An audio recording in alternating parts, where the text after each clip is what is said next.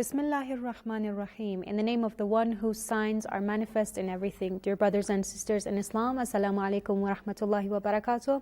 Thank you all for choosing this program to watch. Tonight we are with you with another series of the programs of Quran in Today's Life, and we are focusing on the Islamic educational system as has been mirrored in the Noble Quran. Inshallah, today we are going to speak about the prophetic education as has been mirrored in the Noble Quran. I would like to introduce to you our guest, Dr. Abbas Ali Shamali. Assalamu alaikum and welcome to today's program. Alaikum assalam wa rahmatullah. I need to express my respect not only to yourself but to all the viewers, respected viewers who are watching this program. My dear brothers and sisters, I think it's necessary that I introduce our speaker tonight.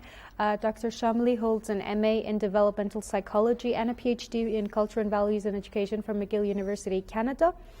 He has been studying in the Islamic Seminary in Qom for more than 14 years and is at the moment a member of Jamiatul Mustafa Al-Alamiya, the International Center for Islamic Studies, Al-Mustafa University. So, Dr. Shamali, inshallah, today we're going to begin our program and we hope to have a fruitful discussion. Let's begin with your introductory words about the prophetic education. I want to know how you sketch to move the discussion and how you plan to direct it so our viewers have a general idea. Please begin. Thank you. To talk about Islamic educational system, there are different ways, different avenues. You could touch the topic through hadith, you could touch the topic through scientific, academic, modern, secular branches of knowledge, and you could touch the topic through Quran, the Noble Quran. Right. Myself, I prefer to begin with this because the whole program, Quran and Today's Life, is devoted to different discussions based on Islamic teachings. So the subtitle of the Today's Life, Quran and Today's Life, is Islamic Educational System as explained and as mirrored in the Noble Quran. And I think the topic that you have chose to talk about, prophetic education, it can be really practical because we all know that the Quran is the miracle of Allah sent to His last messenger, the seal of prophethood Muhammad sallallahu alaihi wa alihi wasallam. And the best way for us to know how the Quran is actually educating the people is to see how He's educating His messenger, who is to be the role model for all people. Yeah, indeed, this is the scripture for lifestyle. Right. To explain the life, human lifestyle. Yes. So this is the book of education. So when you talk about Islamic education, it would be better to begin with the Quranic teachings. Right. So you may come to a type of surprise that I've chosen a very unique and special terminology. Normally when you talk about Islamic educational system, you go through the famous noun ways. But I prefer to choose a new Quranic terminology. And instead of Islamic educational system, I would rather to use prophetic education. To me, education could be performed through different ways, different avenues. And prophets came to humanity for the task of teaching and training. Yes. So whenever you use prophetic education, it means that Quran has its own special terminology, Quranic terminology. Yes. So prophetic education. But this prophetic education could be followed up through the prophetic tradition and could be followed up To the Quran. through the Quranic chapters and verses. I would rather to go through the second way. So prophetic education as mirrored and reflected in the different chapters and different verses in the Holy Quran. So when you want to talk about prophetic education, you could touch different topics, different subtitles. I have chosen the two main topics: characteristics and stages. Okay. According to different verses, there are some characteristics for prophetic education, and there are some stages, which is explained through different chapters and verses. Yes. And my methodology is content analysis. You could have different methodology. Mine is content analysis. It means that I touch upon different verses in the Quran. I provide you the translation. Then I go to educational messages, and then I go to analysis. Okay. To provide my analysis, I would take some background of my PhD in values education. Okay. So I believe you want to start with the characteristics or the nature of the educational system of the Prophet as mirrored in the Noble Quran. Of course, there are different characteristics, but according to my type of investigation, I went through different verses, different chapters. I came up with at least 3 main and major characteristics as the characteristics of a prophetic education. Number 1, innate centered. Prophets approach human being by touching upon their human nature, their fitra. In the Quranic terminology, they call it fitra, human innate nature. So prophetic education is innate centered. It means that whatever you see, you observe in the Holy Quran is based and compatible with on your human nature. Right? nature. Okay. Number 2, prophetic education is learner-centered. It is based on the needs and the gaps and the requirements of the learners. You mean learner-centered versus teacher-centered? Yes, mainly learner-centered. It's not top-down relationship in terms of education to provide you some teachings while you don't know the capacities, the potentialities of your learner. Right, to learn and void. Yes. You try to come up with discovery of human needs, their psychological and physiological gaps, and then you fill it by the Quranic teachings. And number 3, prophetic education is reciprocal and interactive. It's 2 ways. It's not just one way. Right. You just learn from your teacher, and your teacher teaches you. It's not the way. Prophetic education is give and take. While they're providing you the teachings, they're inviting you to participate in the process of learning. It could be a type of a relationship between faith and action. Al-Iman wal-Amal al-Salih. The very core and the very need for the good deeds and Amal al-Salih is what? Is faith. But when faith enters, Amal al-Salih reflects and comes back to the faith to strengthen it. Okay, so we are going to begin with the first characteristic of prophetic education, which is it's being innate-centered, meaning that it relies on the fact that all teachings refer to the fitra, or the nature that man has been created with. Now, I want to pose a question here, and how would you prove that all of the people who exist have the same nature? This is the type of creation. If you go by evolutionary theory, we stop discussing with you, because there are people, there are scholars who would rather to go through evolutionary theory. Okay, so we stop the gate. But if you believe in creationary theory, if you believe that humanity came to this planet by the divine creation, so fitra is a type of fi'la. Fatara in the Arabic term means khalaqa. But what is the difference between fatara and khalaqa? Fatara is the type of creation. Mm-hmm. And khalaqa means the creation itself. Yeah.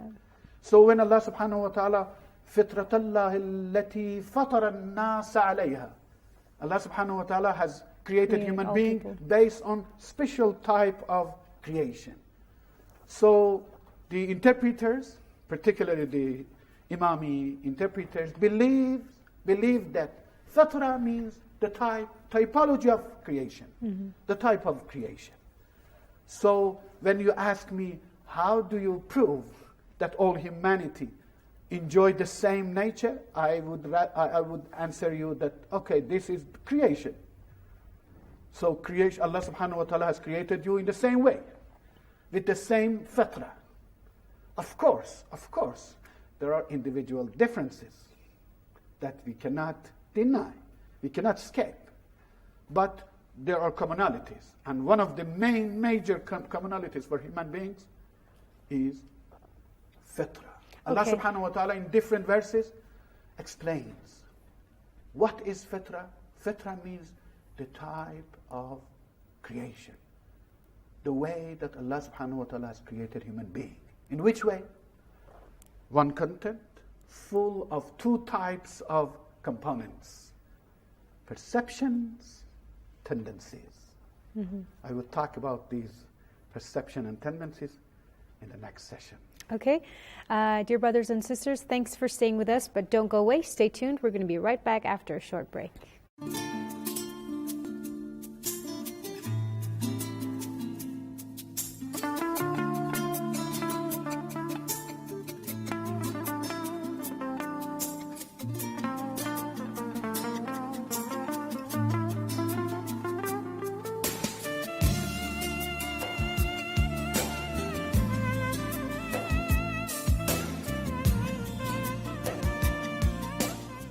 Dear believers in Allah subhanahu wa ta'ala, welcome back to the second part of the program, Quran and Today's Life. I would like to remind you that we are discussing we are discussing the Islamic educational system as has been mirrored in the Noble Quran, and we are focusing on prophetic education. I would like to have a very short abstract of our discussion in the first part. We mentioned that the prophetic education in the Noble Quran can be divided to two parts. The one of which is the stages of the educational system, and the second of which is the characteristics or the nature of this educational system. We actually touched upon shortly the three stages which can be enumerated in the prophetic educational system. First of which is that it is innate-centered, meaning that it relies on the fitra or the nature of human beings. Second, we can mention that it is learner-centered versus teacher-centered. And third of all, it is reciprocal and interactive, meaning that it is a two-way road. So, Dr. Shamli, we would like to come back to you. If there is anything else you would like to add about the characteristics or the stages of prophetic educational system, we are ready to hear. Otherwise, we can move on to the characteristics. So, as you asked me, the second aspect of prophetic education is stages. According to 3 verses in different chapters of the Holy Quran, prophetic education is triple staged. Number 1, prophets came to humanity to teach them by tackling the minds. In the second verse of chapter Al-Jumu'ah, Allah subhanahu wa ta'ala reveals هو الذي بعث في الأميين رسولا منهم يتلو عليهم آياته ويزكيهم ويعلمهم الكتاب والحكمة وإن كانوا من قبل لفي ضلال مبين. So, according to these and 2 other similar verses, prophetic education is triple staged. Number 1, recitation of the verses. يَتْلُو عَلَيْهِمْ آيَاتِهِ. Prophets came to humanity to tackle their mind by reciting on them verses. There are hot discussion in what are verses and the typology of verses and the way that they recite and what is the difference between recitation and, tackling the mind. I would touch upon this. Number 2, yuzakkihim. Naturally and normally, when we are left to ourselves, we are stuck with worldly aspect of human life. So prophets came to us to conscientize us that there is a target beyond human life on this planet. So unless they are successful in purifying human soul, prophetic education is not complete. So the very second stage is what? Yuzakkihim. And yuzakkihim could have the meaning of purification, filtralization. There are some problem inside that we are in need of purification. And number 3 is yu'allimuhum al-kitab wal-hikmah. Teaches them the book and wisdom. Taught humanity the content of scriptures, and also they taught us what? Wisdom. And it has a message for us that the very task of prophets is not just providing scriptures. يُعَلِّمُهُمُ الْكِتَابِ وَالْحِكْمَةِ. Hikmah means the way, the skill for life quality. Wisdom.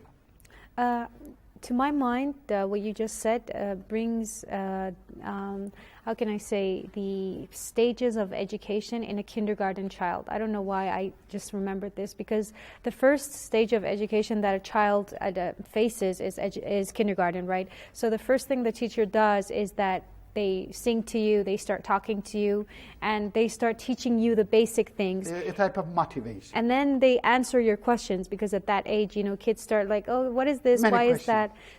So that's the second stage, which is like purifying your mind. They teach the child that, yes, this is this and that is that. And then the third stage after that is that they teach them wisdom. So now that you know 1 is 1 and 2 is 2, so 1 plus 2 is 3. Right? So it's somehow like a man is going through the very preliminary stages of education, and the prophet is teaching, holding their hands and taking them step by step to perfection. You could put it in this way, that wisdom means ability to come up with a type of reasonable, skillful life. Or analysis. Exactly. Right. So, this is triple stage. That's it. Then I go to what is prophetic education and how is reflected in the Holy Quran.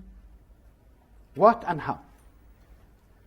If you refer in chapter Alaq, chapter 96 in the Holy Quran, verses 1 to 5, Allah subhanahu wa ta'ala reveals in this way. أعوذ بالله من الشيطان الرجيم بسم الله الرحمن الرحيم اقرأ باسم ربك الذي خلق خلق الإنسان من علق اقرأ وربك الأكرم الذي علم بالقلم علم الإنسان ما لم يعلم. So beautiful. MashaAllah, you have a very nice voice. Verses 1 to 5. Read in the name of your Lord who created. اقرأ باسم ربك الذي خلق خلق الإنسان من علق. He created man from a clot. اقرأ وربك الأكرم. just concentrate on the wave of the verses. How beautifully put it. At first, اقرأ باسم ربك الذي خلق. Then, اقرأ وربك الأكرم.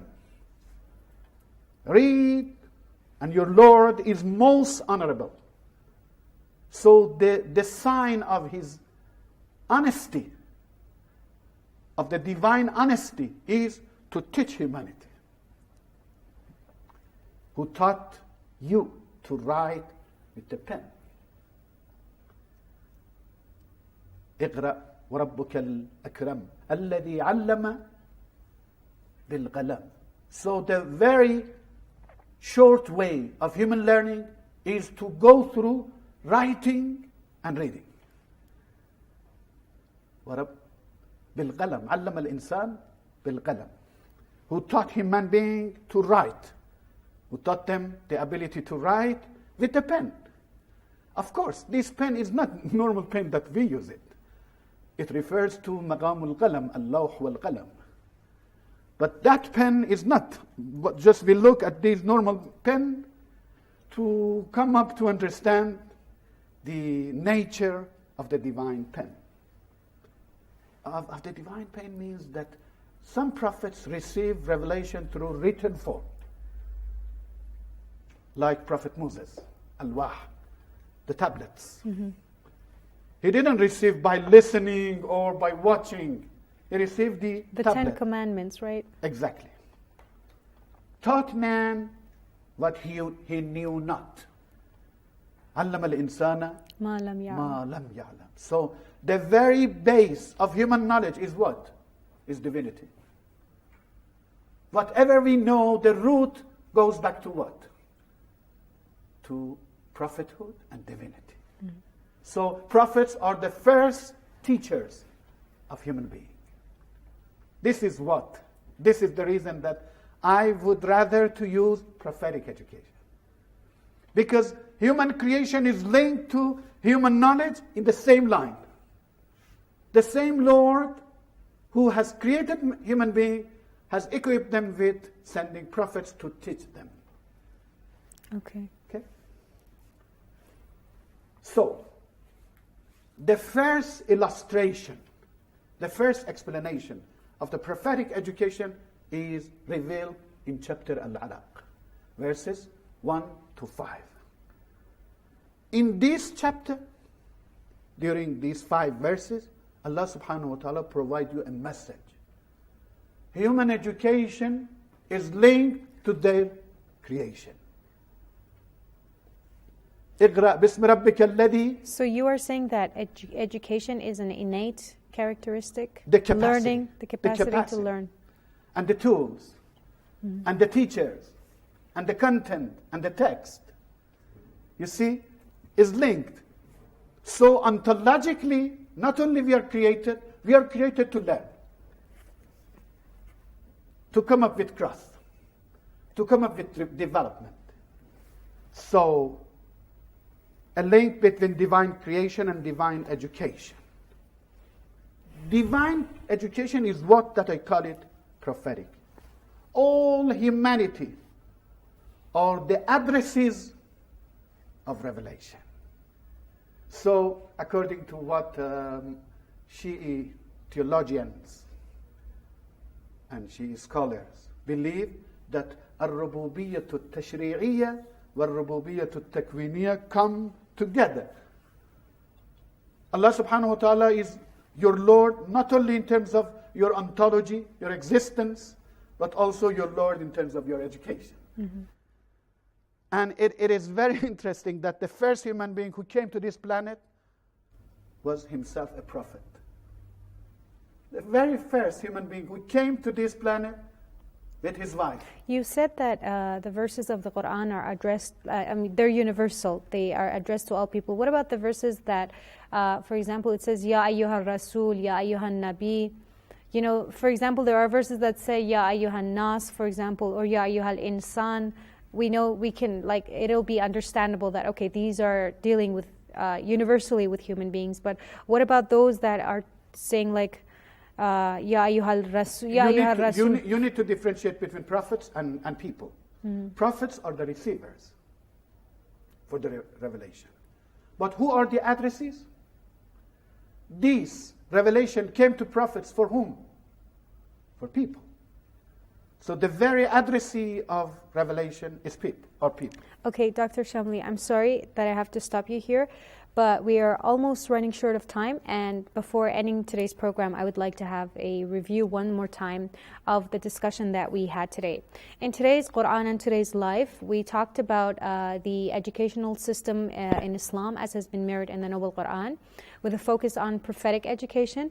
We mentioned that prophetic education can be divided to two parts, first of which is the characteristics or the nature of prophetic education, the second of which is the stages. We mentioned that the characteristics of the prophetic educational system is that, first of all, it's innate-centered and focuses on one's fitra or nature. Second of all, it's learner-centered versus teacher-centered. Third of all, it's a two-way road, it's reciprocal. Regarding the stages of the prophetic educational system, we said that it begins with tackling the minds of the audience, actually, by reciting the verses and by introducing the verses to the people. Second of all, it conscientizes people and it purifies their soul. And third of all, it gives them the ability to learn and to judge based on their wisdom and to have the ability to analyze. And we listened to Dr. Shamli mention the first 5 verses of chapter Al-Alaq as the proof of man being born with the nature and the tendency to learn. I hope that you enjoyed listening to our discussion for today. Dr. Shamli, I have to thank you for your active role in the program. I hope that we can benefit from your presence, inshallah, in future programs. Until next time, wassalamu alaikum wa rahmatullahi wa barakatuh.